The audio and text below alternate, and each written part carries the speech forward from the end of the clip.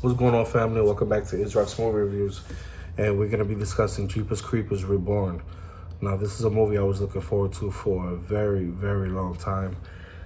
Took my time and just got through watching it.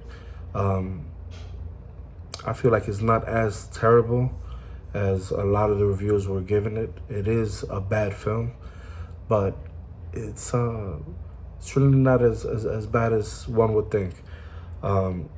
Is it as good as 1 and 2? Hell no.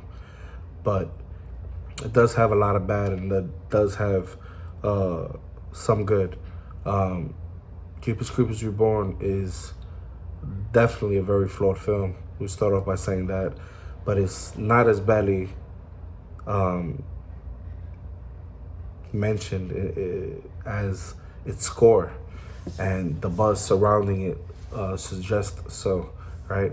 I'm not gonna go ahead and say that this movie, is gonna be one of the best movies of this year, because obviously it's not. It definitely goes very low in the totem pole, if not the worst film this year when it comes to horror, because horror's been escalated this year, very surprising. Every horror movie that I've seen has been pretty amazing. And if, you were the opinion that the Jeepers Creepers is this horror cult classic, which the first two are, third one so-so, and this film doesn't trump any of those. But, then this sequel isn't going to be as enjoyable. It's going to be a very mediocre follow-up to those three. And you'll find that this is going to rank very low compared to anything you're going to see in horror, especially in the next few weeks. The third film was atrocious. The first two were standalones, and this film was. But let's start with the good, right? Reborn to me had a very, very solid atmosphere. The cinematography wasn't great, but I liked certain things that they did. They had some cool shots reminiscent of that kind of airy feel that the original had. The slow winding road from the intro scene of the first movie. And it features these different kind of locales located somewhere in the South, deep in the South, that can be found pretty much on any map, right? It manages to kind of evoke that feeling of maybe we shouldn't be driving through this town or through this place. I like that kind of feeling. It makes it very uneasy, but very easy to imagine that the places you see in the movie are real locations that you could spot if you ever got lost on a road trip, God forbid. The main attraction, obviously, is the creeper, right, himself. This creeper was a different creeper. Obviously, the original man who definitely started in the first two. Obviously, Mr. Salva didn't reprise his role here, right, due to some circumstances. But I felt like if there was a highlight of the film, he definitely was it. While I'm sure a lot of people weren't happy with the redesign and overall the aesthetic to the, very divisive at best. But I felt like Reborn's take on the creeper managed to be true to the original, while also kind of being fresh for this kind of time. The film also contains many, many references to horror movies, which I thought was cool, which is sure to get a kick out of a lot of fans out there, especially when it comes to this genre. The kills is what killed me. The kills, they lacked impact, they lacked result. They were very cheesy, generally not really enjoyable, not my cup of tea. There were a couple of them that kind of made me squirm, but nothing to really boast about. Like I mentioned before, I think the atmosphere was great,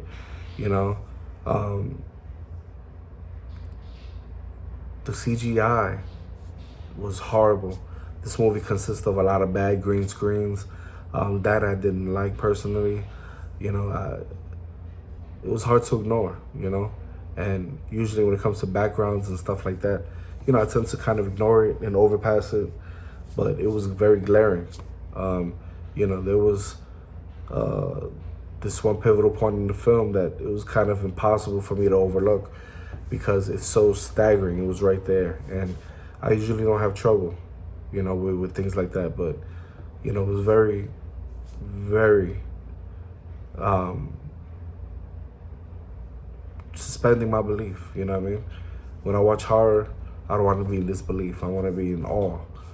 But that particular scene to me was atrocious.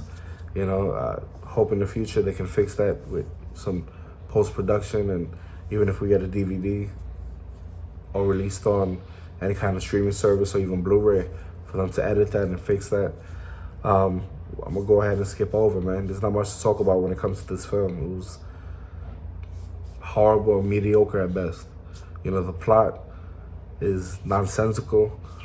It only serves to have a few characters in this film eventually find themselves crossing paths with the creeper. You don't get a lot of that open space like you did in the first two. This film is very concise. They're in a kind of haunted house. The haunted house looks very Disney-like. It looks cheesy, doesn't look scary at all. I found myself laughing and cheesing more than I did being scared. You're not really scared in this film. You could take a 3-4-year-old to see this film. That's how uninspiring it is. And, you know, some of the characters to me were likable and some were entertaining enough for me to want to see them go ahead and progress through the film.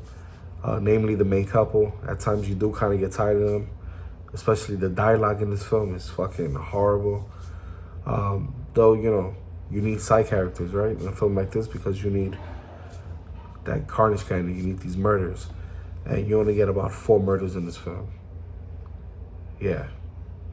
And these characters come off very wooden, very one-dimensional.